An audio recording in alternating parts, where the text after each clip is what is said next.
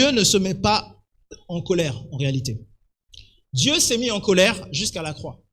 C'est-à-dire que jusqu'à la croix, on avait un Dieu qui était irrité. J'ai remarqué que dans l'Ancien Testament, on a les sautes d'humeur et l'Éternel s'irrita. Et cela déplut fortement à l'Éternel. Et puis dans le Nouveau Testament, dans la phase de transition, c'est-à-dire entre Malachie et Jésus qui quitte la croix, on a un Dieu qui parle constamment d'affection. Jamais Dieu ne s'irrite. Dieu est constamment dans « Mon fils bien-aimé, j'ai mis toute mon affection ». C'est comme si tout le monde autour n'existe plus. Mon fils bien-aimé dans lequel j'ai mis mon affection. Écoutez-le, regardez-le.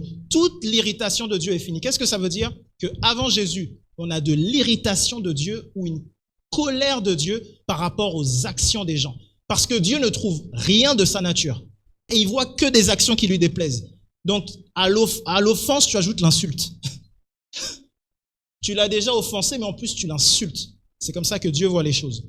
Au moment où Jésus arrive, c'est une transition complète. Pour la première fois, Dieu voit quelqu'un qui a sa nature. Et donc, toute l'attention du ciel est maintenant sur Jésus, en fait. Parce que pour la première fois, quelqu'un a la nature de Dieu. Jésus, lorsque Jésus est élevé, il dit, c'est préférable que je m'en aille pour que tout le monde ait accès et que je sois le premier-né de plusieurs frères. Qu'est-ce qui va changer ici? C'est que maintenant, la colère de Dieu est apaisée. C'est-à-dire que Dieu n'a plus de raison d'être en colère. La colère a déjà été effectuée à la croix. Jusqu'au temps prévu par Dieu, où Dieu dit, mais attends, il y a un moment où tous ceux qui devaient être intégrés, tous ceux d'Adam qui doivent être intégrés dans l'arche, le temps est arrivé.